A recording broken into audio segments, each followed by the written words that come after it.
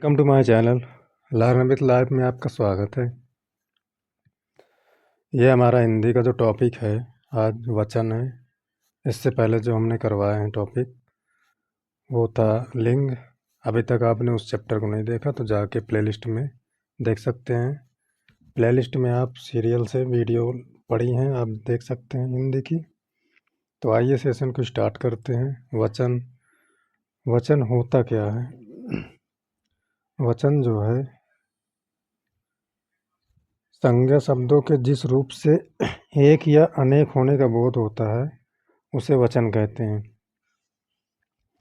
जैसे संज्ञा सर्वनाम विशेषण या क्रिया के जिस रूप से संख्या का बोध हो उसे वचन कहते हैं। मतलब ये इसकी दूसरी डिफिनेशन है कि संज्ञा सर्वनाम विशेषण या क्रिया के जिस रूप से संख्या का बोध हो उसे वचन कहते हैं। नोट देखते हैं। वचन का अभिप्राय है संख्या से, मतलब संख्या से ही रहेगा, क्योंकि एक है कि दो है या तीन है, ये संख्या ही डिसाइड करेगा कि कितने वचन है। अगर एक है तो एक वचन है, एक से अधिक है तो बहुवचन होगा। अच्छा, वचन के भेद देखते हैं। हिंदी में केवल दो ही वचन होते हैं। कौन कौन से होते हैं? पहला जो है एक वचन हो गया, दूसरा जो है बहुवचन हो गया। इसमें द्विवचन नहीं कह सकते आप क्योंकि इसमें दो वचन होते ही हैं, एक एक वचन होता है, एक बहुवचन होता है। दूसरा नोट देख लेते हैं। संस्कृत में वचन के तीन भेद होते हैं। जैसे इसमें एक वचन हो गया, द्विवचन हो गया, बहुवचन हो गया। अच्छा, ये जो द्विवचन है ये संस्कृत में खाली यूज होता है, हिंदी में इसका यूज नहीं है, इसलिए आप याद रखिए। अब पहले देखते हैं एक वचन क्या आता है।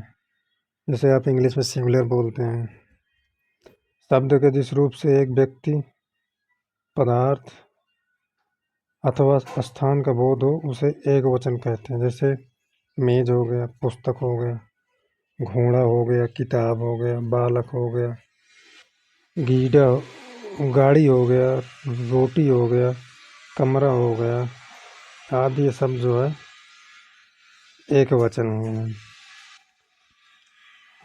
सदा एक वचन रहने वाले शब्द कौन से हैं, थोड़ा देखते हैं इनको भी। कि कुछ संज्ञा शब्द सदा एक वचन के रूप में प्रयोग किए जाते हैं। जैसे जनता।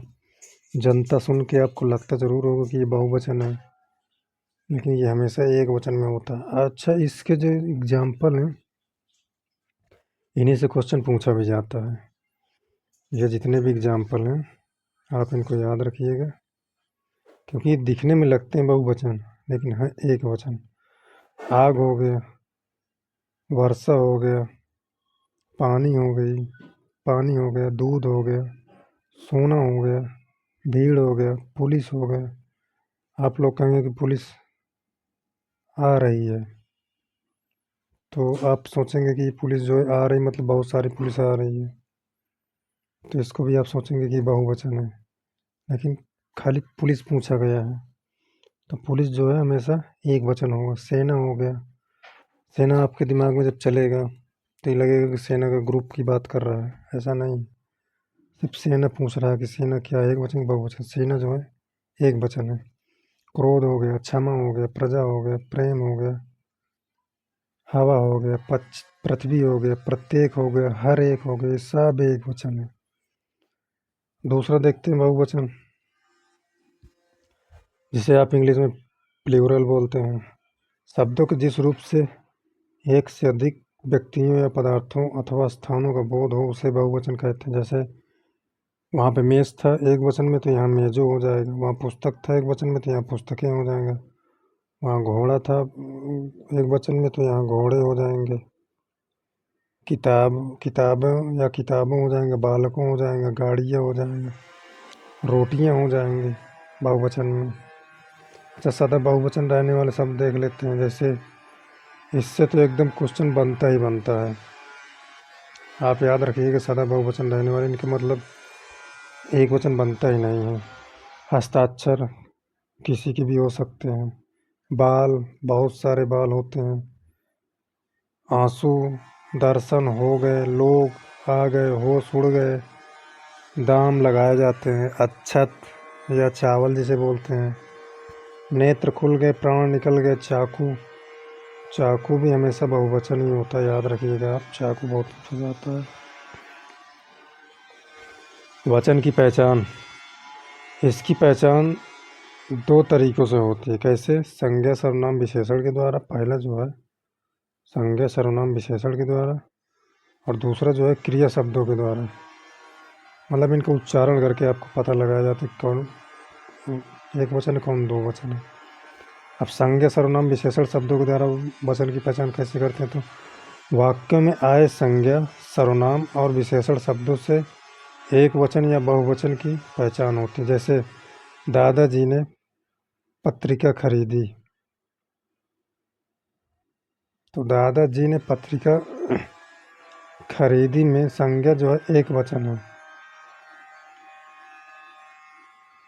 दूसरा देख लेते हैं, दादाजी ने पत्रिकाएं खरीदी, इसमें बहुवचन है।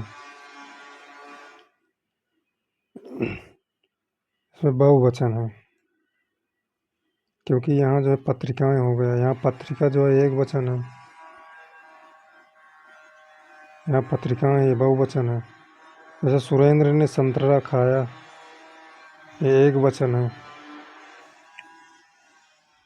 यहीं अगर सुरेंद्र ने संतरा खाए हो गए, संतरे खाए हो गए, तो संतरे जो है बहुवचन हो जाता है। सर्वनाम जैसे देख लेते, मैं खाना खाऊंगा, तो यहाँ मैं जो है एक वचन है।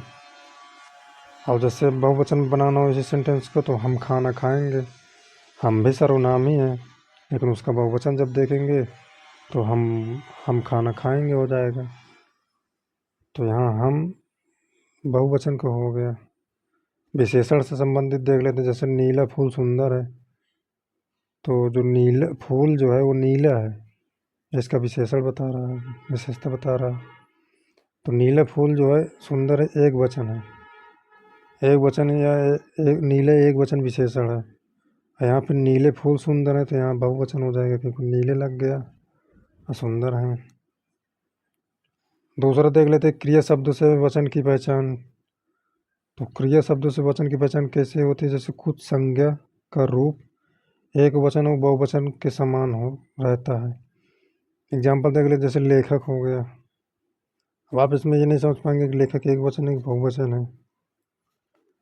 नौकर हो गया, मुनि हो गया, छात्र हो गया, शिक्षक हो गया, शिक्षार्थी हो गया, मानव हो गया।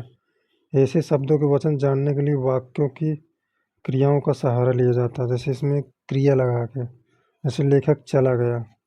अब लेखक चला गया तो मतलब पर्टिकुलर एक लेखक की बात कर रहा है, इसलिए एक वचन हो जाएगा।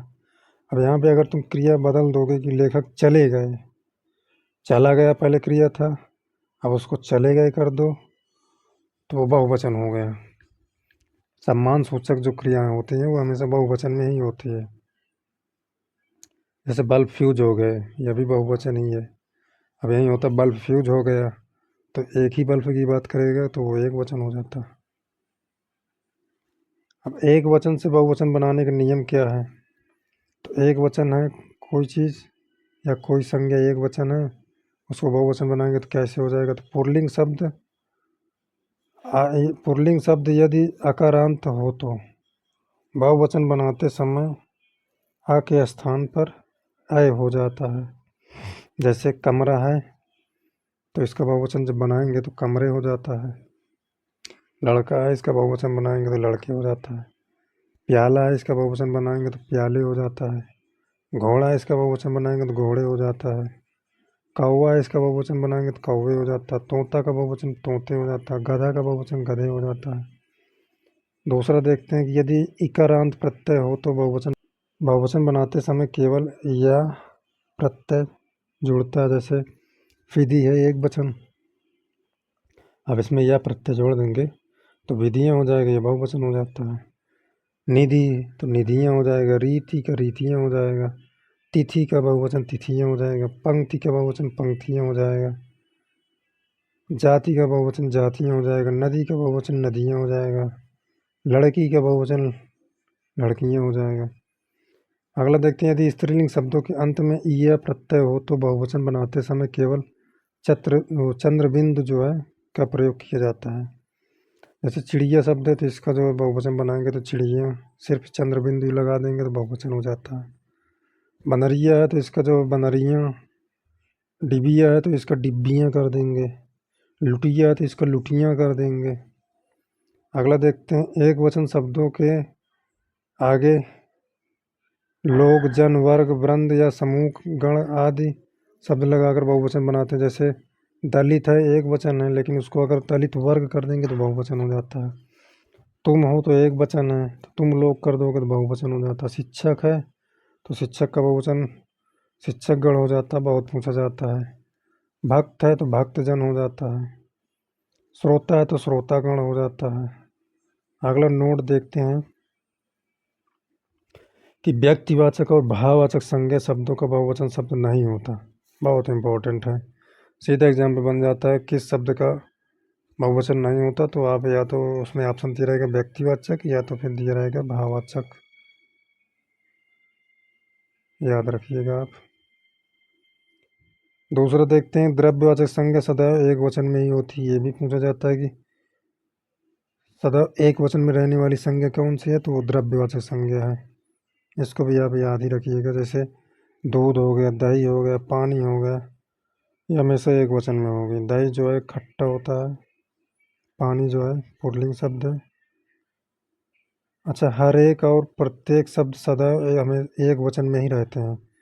आपका हर एक जैसे संबंध से रिलेटेड आ जाए, प्रत्येक शब्द आ जाए, ये सदैव एक वचन में ही रहते हैं। जैसे नियम, इसका क्या है, आदरणीय या आदर सूचक शब्द सदैव बहुवचन में होते हैं। मैंने अभी बताया था कि जितने भी आदर सूचक शब्द होते हैं, जैसे पिताजी आ गए हैं, अब अगर आप यहाँ बोल दे रहे हैं पिताजी आ गया या पिताजी आ गए या पिताजी आ गया, तो यहाँ बहु एक वचन होगा। लेकिन पिताजी आ गए मतलब आदरणीय वाचक या आदर सूचक में जब शब्द लगाएंगे तो बहुवचन हो जाता है। जैसे अब पिताजी आए हैं, माता जी आई हैं, भैया जी आए हैं, गुरु जी चले गए, ये सब बहुवचन ही होते हैं।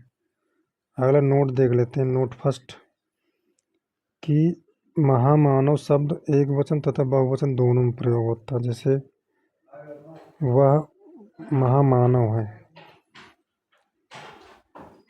निम्नलिखित शब्द सदा बहुवचन में रहते हैं। जैसे नेत्र हो गया, लोग हो गए, प्राण हो गए, आंसू हो गए, होंठ हो गए, दर्शन हो गए, चाकू हो गए, दाम।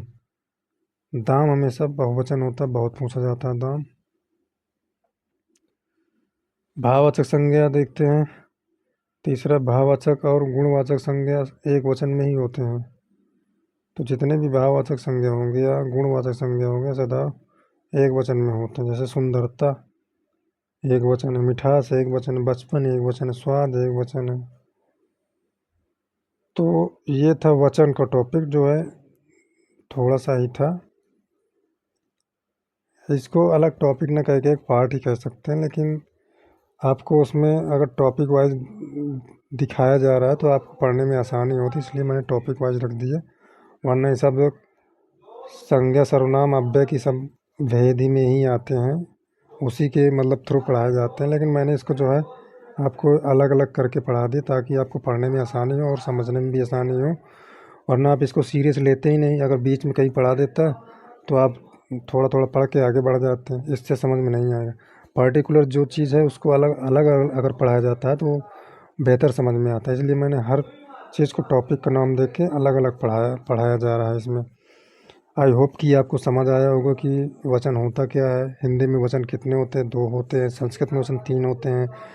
हिंदी में वो द्विवचन होता ही नहीं, संस्कृत में द्विवचन ही होता है। तो ऐसे सारे बहुत बनते हैं। तो उम्मीद करेंगे कि वीडियो आपको पसंद आएगा। अगर वीडियो पसंद आए तो लाइक कर दीजिए, और पहली बार अगर चैनल पे आए तो सब्सक्राइब कर दीजिए, बेल आइकन तक प्रेस कर दीजिए, और वीडियो को भी शेयर करते रहिएगा। और वीडियो पसंद आई हो ना तो रिस्पॉन्स में गुड या बैड कुछ भी कमेंट कर सकते हैं। मिलते हैं अगले चैप्टर या टॉपिक में, जिसमें कारक होगा। कारक को हम बहुत अच्छे से आपको पूरा एक्सप्लेन करेंगे। धन्यवाद।